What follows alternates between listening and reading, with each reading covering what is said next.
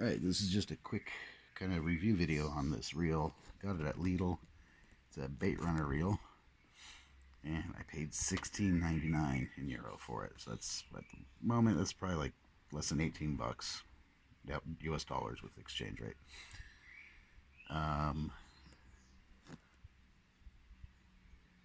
This brand, Crivit, it's a LIDL brand. They make a lot of kind of like outdoor stuff. I have some stuff from it. Some of it's pretty decent. Some of it's pretty good. Some of it I wasn't so impressed with. It does say it has a 3-year guarantee on it. So for 17 euro, I can't really go wrong. I use that LIDL app on my phone and it saves the receipts because I'm terrible at saving receipts. I buy a lot of tools from them too, like from that Parkside brand, which is another LIDL brand that makes tools. So let's open this up.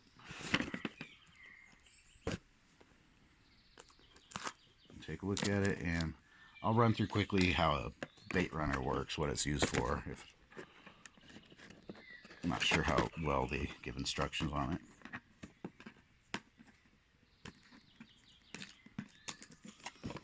I mean, on the box, it's showing it is for eel, carp, and that doesn't look like a carp, it looks like a perch.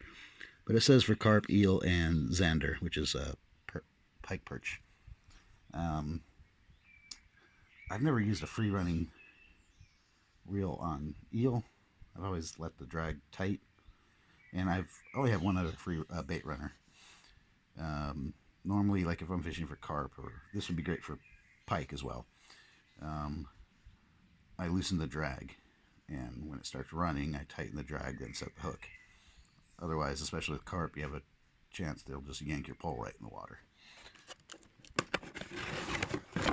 So nothing really to the packaging, it's just thrown in there. It's got a nice weight to it, so it doesn't. I have a cheap one I bought from China. I paid more for it than this. I don't remember how much exactly, but it was more. I did a review on my fishing channel, and it was crap. It didn't take long for this baitrunner switch to stop working, and it had some weird shit going wrong. Yeah, I was not happy with it. I still use it, but yeah, this is going to replace it. Alright, so it feels like plastic body. So it's got a bit of weight to it, but not too heavy for the size. Very deep spool, so it can hold a lot of line. Tighten the drag a bit, and the drag feels smooth.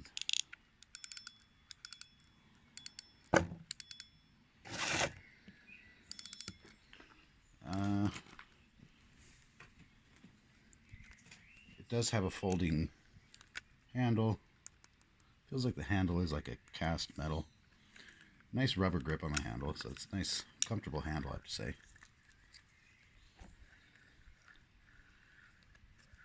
There's the anti-reverse switch here, which works really good, I have to say. Usually there's a little bit of play in those, but this stops immediately as soon as you try to go backwards. Let's check the baitrunner. Oh yeah, that's really smooth. The rear drag for the baitrunner is very smooth, I have to say. I have some cheap reels with the rear drag, and they're really, you feel the quality is really bad in those.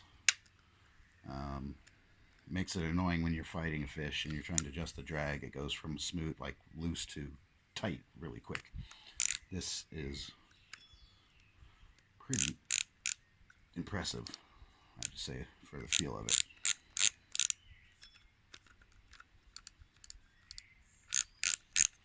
Alright, so that's just a quick rundown on how the baitrunner works.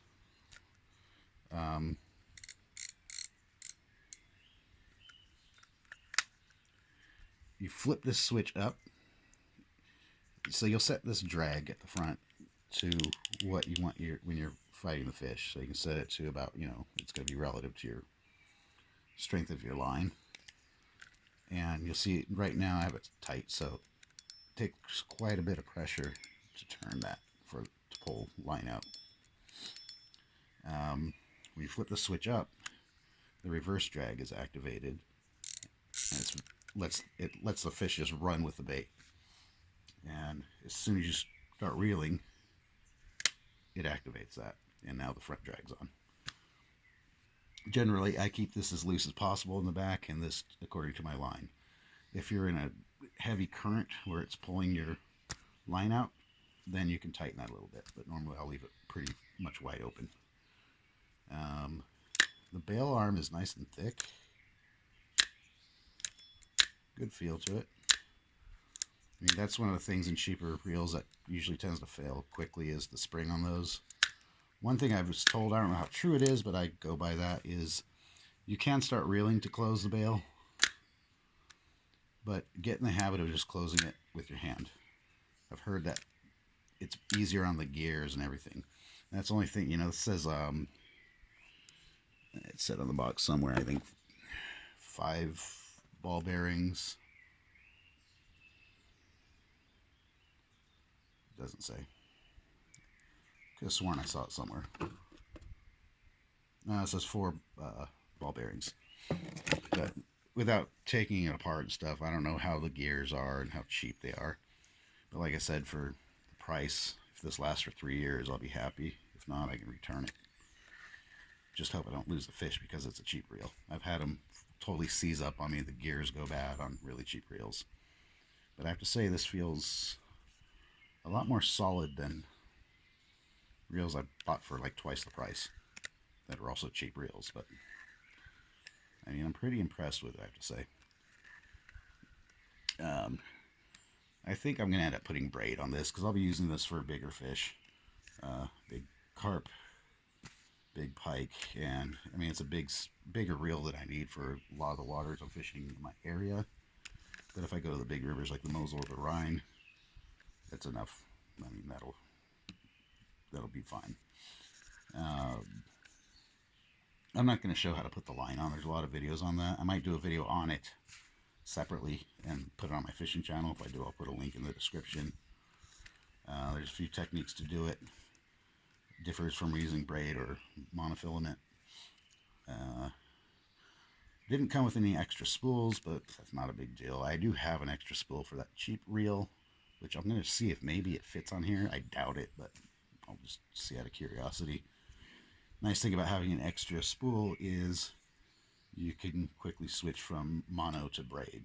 Braid I like because it's really strong. It's not good if you're fishing rocky areas where it's abrasive. Other than that, it's nice. Yeah, cheap, but seems to be good. I mean, all it comes with, it looks like some instructions. LIDL in Germany usually has it in, yeah, oh, it does have it in English. Usually they don't. They have it in all other languages. And LIDL in UK sells these as well, so or go to online and get them. Not sure if they have them in the States. But this is the baitrunner Angelfrei La Froila 5000S. And I mean, it seems pretty smooth. That will definitely be getting some use this next weekend. I give the fishing license courses, and part of the course is going fishing to a pond we just stocked with a ton of trout, but they have some monster carps in there. I mean, really, really big. I've yet to catch one. I've gotten some decent carp there, but if I get one, and I've seen at least 2 at a time, that'll be like my record fish if I catch one of those. The owner said there's probably like 6 or 7 in there that size, so it'd be nice to get one. And this set up with some braid, that would really put it to the test. See how it handles. Thanks for watching. Till next time.